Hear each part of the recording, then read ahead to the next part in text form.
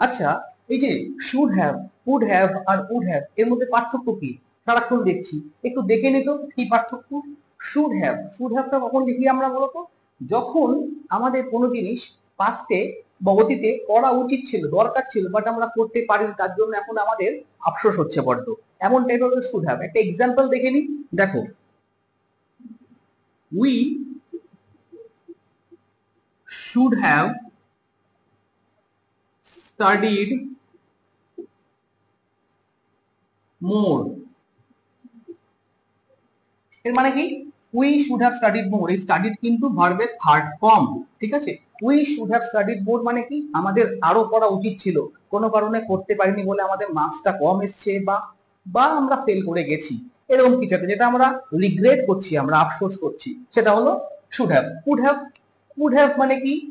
কোনো জিনিস যেটা আগে হতে পারতো বা আমরা করতে পারতাম, যেটা এখন আমরা ভাবছি কিন্তু কোনো কারণে করতে পারিনি, করতে পারিনি কোনো সেকেন্ড ফ্যাক্টরের জন্য। যেমন দেখো দেখো, I could have attended the ceremony. তারপরে কি হলো? বাট আই হ্যাড অ্যান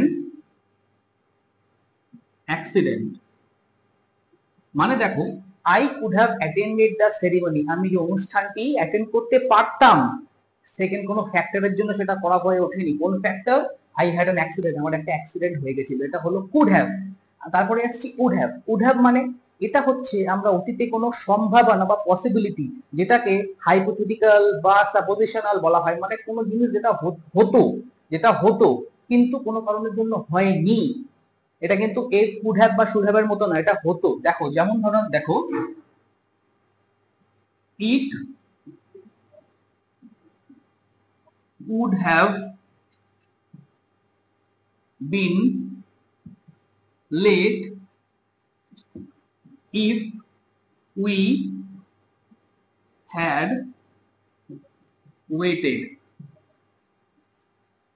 বা এটা বিটের জায়গায় যদি আমরা দিই, আমরা উই দিই, we would have been late if we had waited more. মানে কি? আমাদের দেরি হয়ে যেত যদি আমরা অপেক্ষা করতাম, দেরি হয়ে যেত যদি আমরা অপেক্ষা করতাম। আমরা কোনো কারণে সেটা অপেক্ষাটা করিনি, চলে এসেছি কিন্তু দেরিটা হয়নি, কিন্তু যদি অপেক্ষা করতাম তাহলে উড হ্যাভ আমাদের দেরি হয়ে যেত বা আমরা দেরিতে পৌঁছাতে পারতাম না টাইম মতো।